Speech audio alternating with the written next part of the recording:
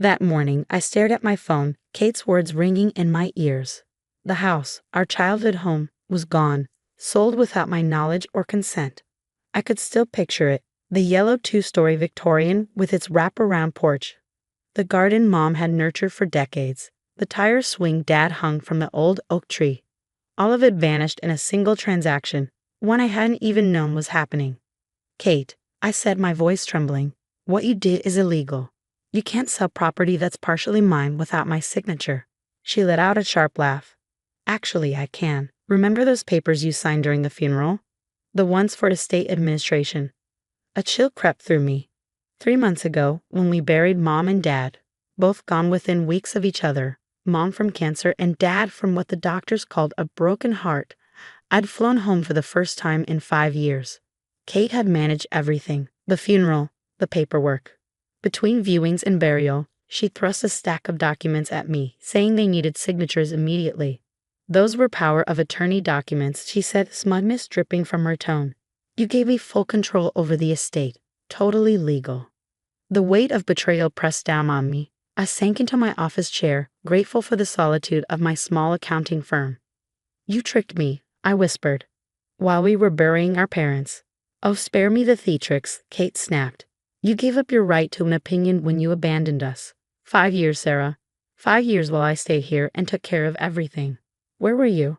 Off living your best life in Chicago, too busy to even visit for Christmas. Her words stung because they weren't entirely wrong. I'd left desperate to escape the endless comparisons to my perfect older sister. Kate had always been the golden child, class president, cheerleader, the one who married her high school sweetheart and never left town. I was the rebel, the one who dared to want something different. I sent money, I said defensively. I offered to help hire a nurse. Money isn't the same as being here. Kate cut me off. You didn't see what I went through, watching Mom waste away while running my business, helping Dad with his meds when he didn't even know my name some days. No, Sarah, you don't get to judge. I closed my eyes, flashes of memory surfacing.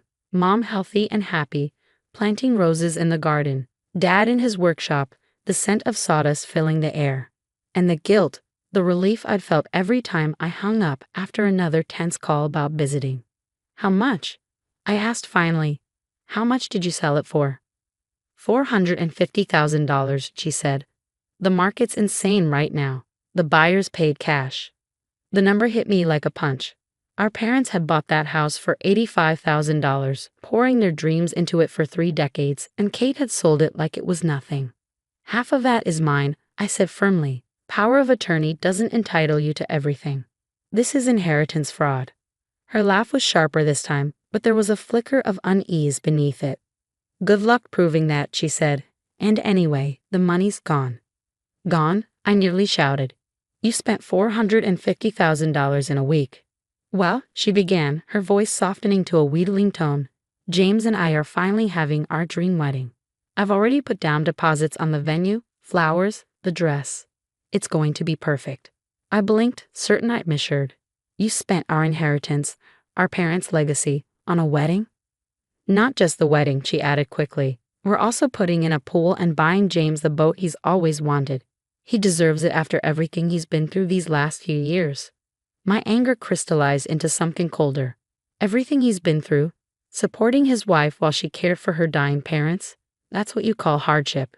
Don't you dare judge me, she snapped. And anyway, that's not why I called. The thing is, some of the bigger payments are coming due, and I'm a little short. I was hoping. I waited, incredulous. I was hoping you could help out, she finished. Just a loan. $30,000 should cover it. A laugh burst out of me, bitter and humorless. Let me get this straight. You sold the house behind my back, blew my half of the money on a wedding and a boat, and now you want me to bail you out. It's what Mom and Dad would have wanted, she said, her voice adopting a familiar, sanctimonious edge. Family helps family. Family doesn't steal from family, I shot back. The answer is no, not just no, hell no. You'll be hearing from my lawyer. Your lawyer? Her confidence faltered. Sarah, come on. Don't be like this. We're sisters. No, I said quietly. Sisters don't do what you did. Goodbye, Kate. I hung up before she could respond, my hands trembling as I pulled up my browser to search for estate lawyers. A memory surfaced. Mom's voice, weak but resolute, during one of our last calls. "I know why you left, sweetheart," she'd said.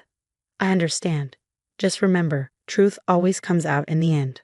Looking at Kate's messages, pinging one after the other, alternating between threats and pleas, I realized Mom had been right.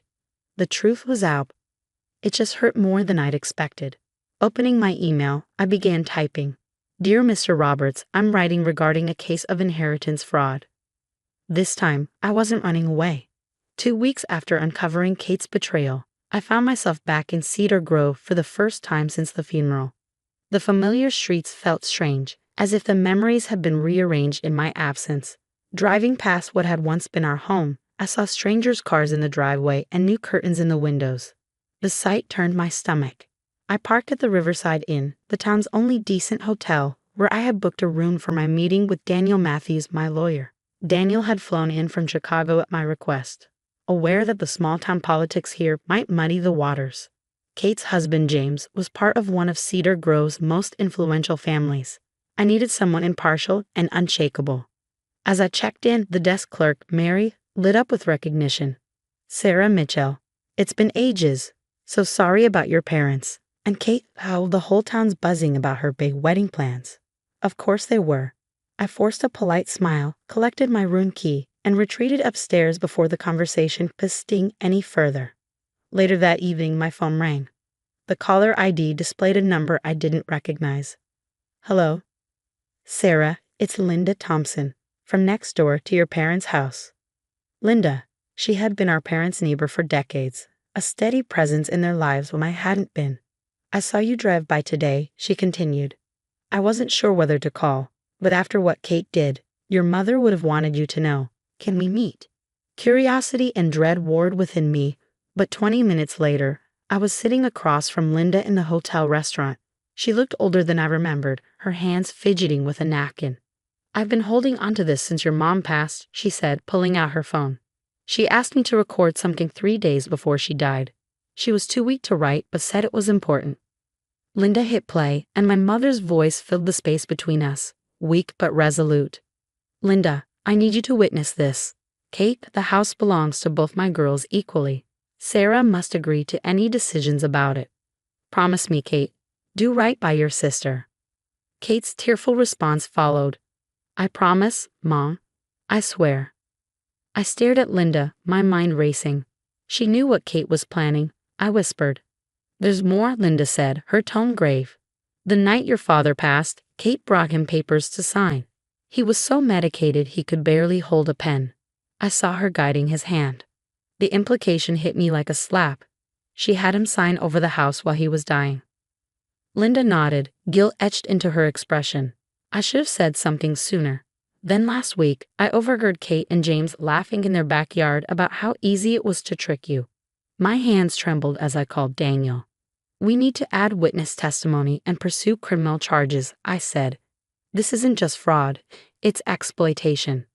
The next morning, I walked into the law office where mediation had been arranged. Kate was already there, her hair and makeup immaculate, James at her side. Her confidence faltered when Linda walked in behind me. "What's she doing here?" Kate demanded. "Providing evidence," Daniel said calmly, setting a recorder on the table. He played the audio of Mom's final wishes. Kate's face drained of color, and James turned to her, his expression darkening.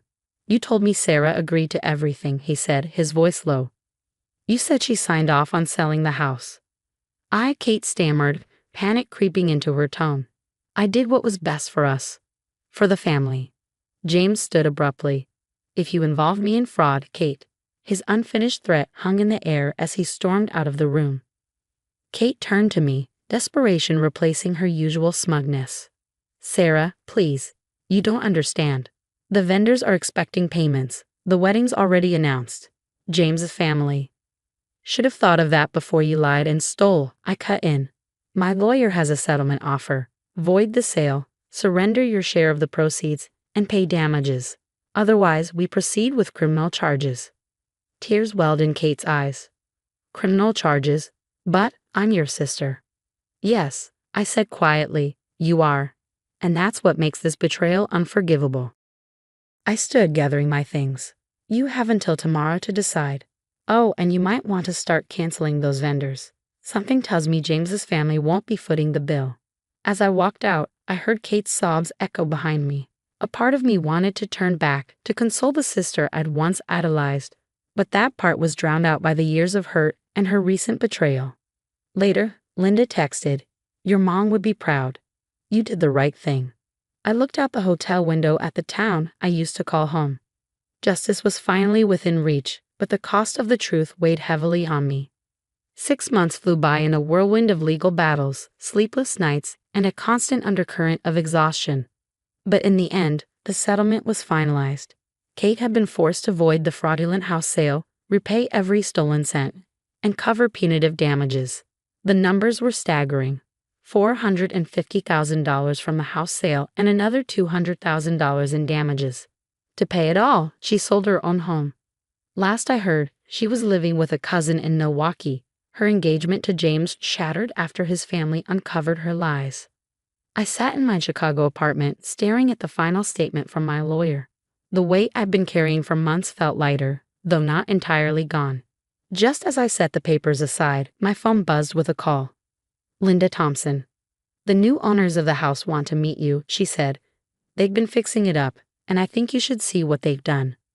That's how I found myself back in Cedar Grove, standing on the porch of my childhood home. The door opened to reveal a warm, smiling couple, David and Maria Chen, with 2 children peeking shyly from behind them. "Please come in," Maria said, her voice kind and welcoming. Stepping inside was surreal. The walls were painted a fresh color, and the rooms had been modernized, yet the spirit of the home remained. The bay window in the kitchen, where Mom had grown her herbs, still framed the light.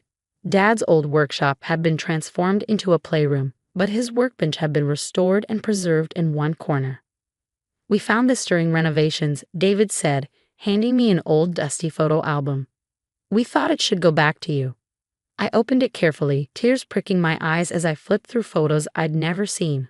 Mom and Dad when they were young, Kate and me as kids, family vacations, and quiet, everyday moments. The weight of everything that had been lost settled over me. But this time, it felt less like a burden and more like a bittersweet reminder. "This house has such a beautiful energy," Maria said softly.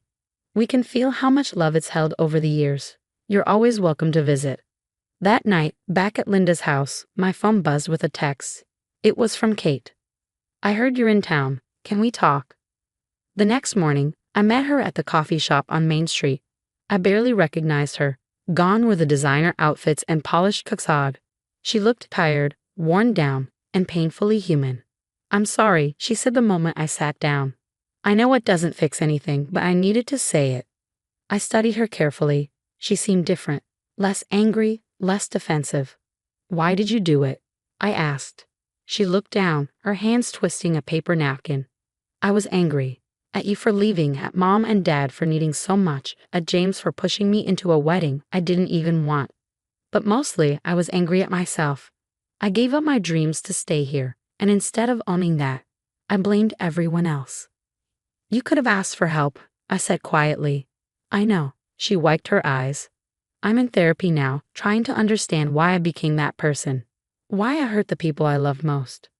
For the first time in years, we talked, really talked. About Mom and Dad, about grief and guilt, about all the unspoken expectations that had crushed us in different ways. When I told her about the photo album, she smiled faintly. "Do you remember the splash pool Dad made us that summer?" I asked. Her smile grew. "You wore rain boots the whole time. And you kept cannonballing until Mom dragged us inside for dinner." For a fleeting moment, we weren't 2 estranged sisters. We were just Sarah and Kate again, laughing over shared memories. "I know I can't fix this," she said as we left. "But if there's ever a way to make amends, I'll try." A few weeks later, I used the settlement money to establish the Mitchell Family Foundation, a program to support families caring for aging parents. The first grant went to hiring full-time caregivers for 3 local families. When Kate heard, she called me. "Mom and Dad would have been proud," she said softly. "There's a spot on the board if you want it," I offered. "Your experience could help others avoid what we went through." There was a long pause before she replied. I like that. Thank you. The next weekend, I visited the Chens again.